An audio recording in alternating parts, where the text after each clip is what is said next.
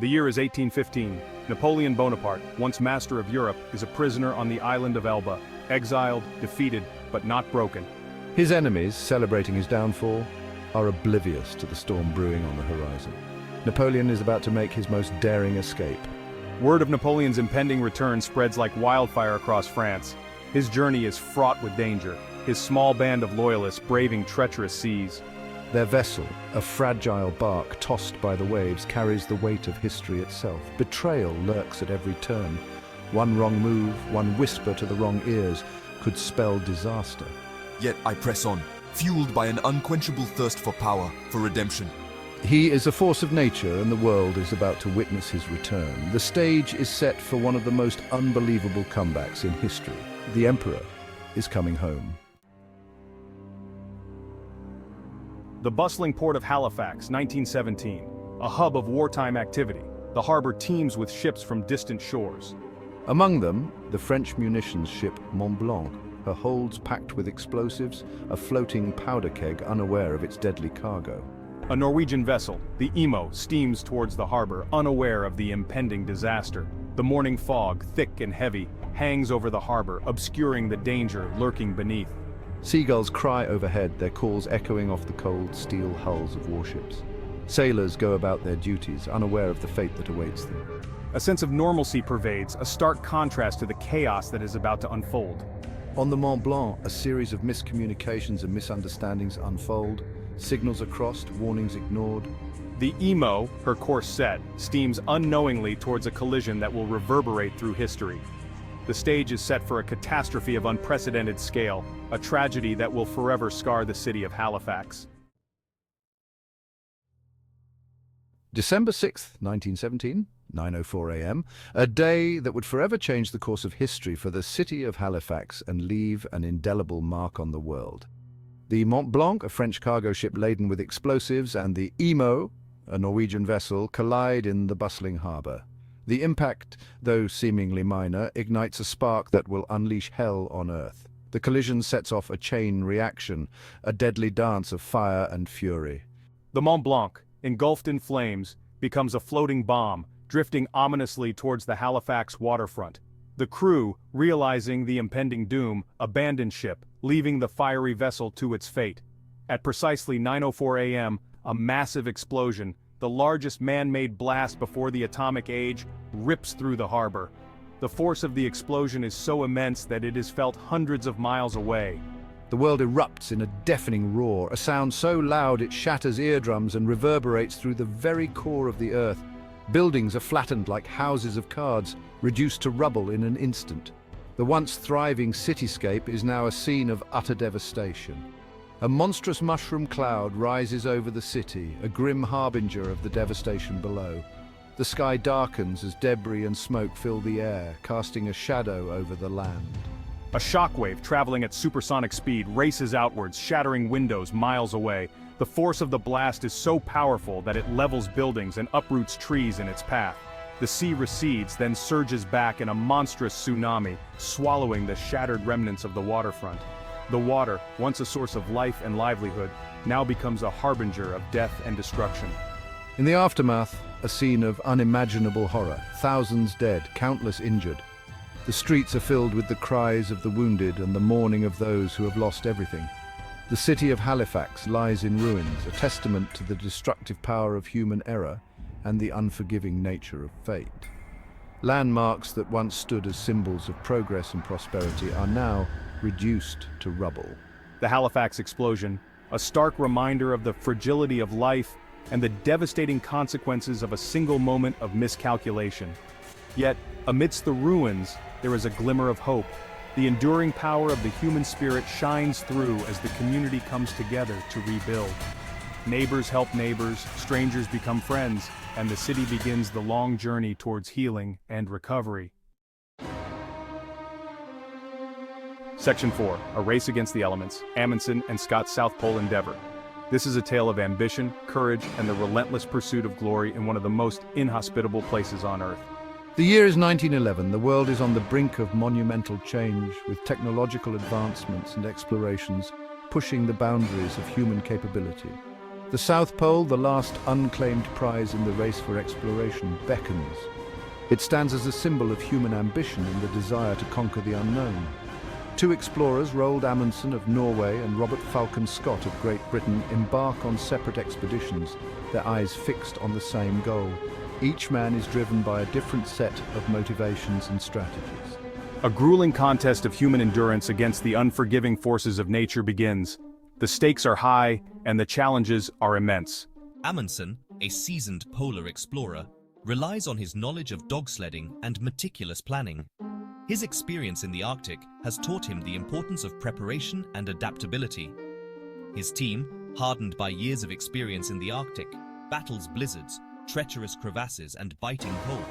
They are well-equipped and mentally prepared for the harsh conditions. Every step is a testament to their grit and determination. They move forward with a singular focus, knowing that any mistake could be fatal.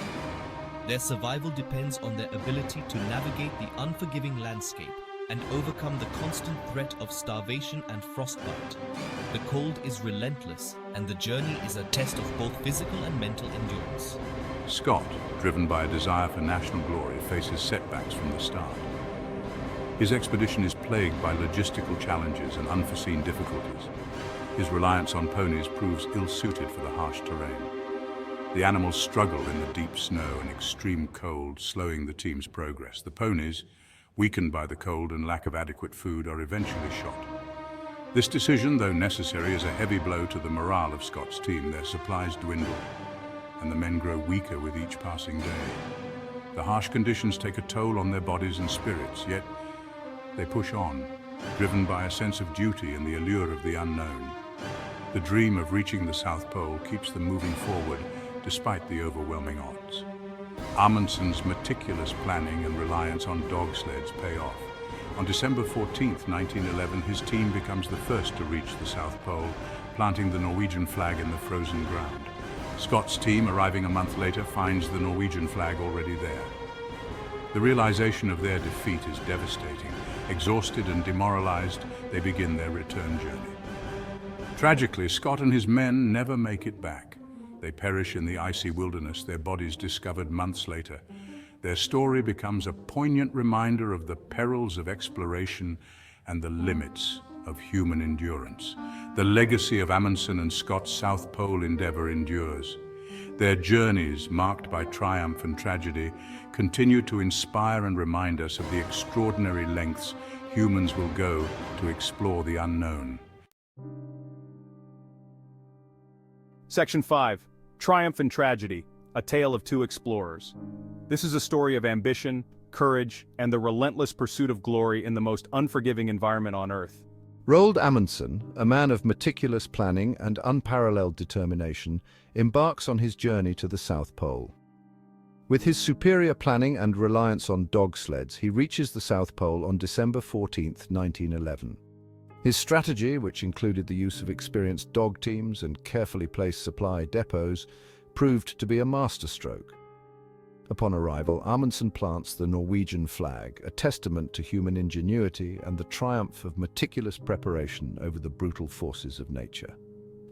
This moment marks a significant achievement in the annals of exploration, symbolizing not just national pride, but the culmination of years of planning and hard work. His team returns safely, hailed as heroes in Norway. Their journey, marked by efficiency and skillful leadership, becomes a model for future polar expeditions. The celebration back home is a testament to their success and the meticulous planning that went into their expedition. The journey of Amundsen and his team remains a model of efficiency and skillful leadership in polar exploration. Their success is a beacon of hope and inspiration for future explorers, demonstrating that with careful planning and execution, even the most daunting challenges can be overcome.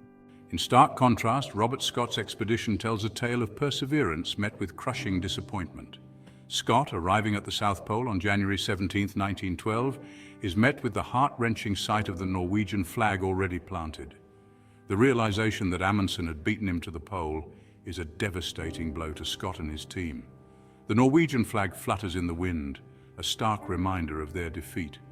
This moment, captured in photographs and memories, symbolizes the harsh reality of their journey and the bitter taste of coming second in a race they had hoped to win. Demoralized and facing dwindling supplies, Scott and his team begin their arduous journey back. The return trip is fraught with challenges as they battle extreme weather conditions and the physical toll of their expedition. Their spirits are low, and the harsh Antarctic environment shows no mercy. Their luck has run out. The once hopeful expedition now faces the grim reality of survival. The empty campsites and abandoned equipment tell a story of a journey that has taken a tragic turn. Blizzards delay their progress and their rations dwindle to a pittance. The relentless storms and freezing temperatures make every step a battle for survival. The team's resolve is tested to its limits as they struggle to make their way back to safety. One by one, they succumb to the elements. The harsh conditions and lack of supplies take their toll, and the team members begin to fall. Each loss is a heavy blow, and the remaining members are left to carry on with dwindling hope. Scott, the last man standing, pens his final words in his diary, a poignant testament to human courage and the unforgiving nature of the Antarctic wilderness. His writings reflect the bravery and determination of his team, even in the face of insurmountable odds. Their bodies, found months later, become a tragic reminder of the risks inherent in exploration and the fine line between triumph and disaster. The story of Scott and his team serves as a somber lesson in the perils of exploration and the relentless power of nature.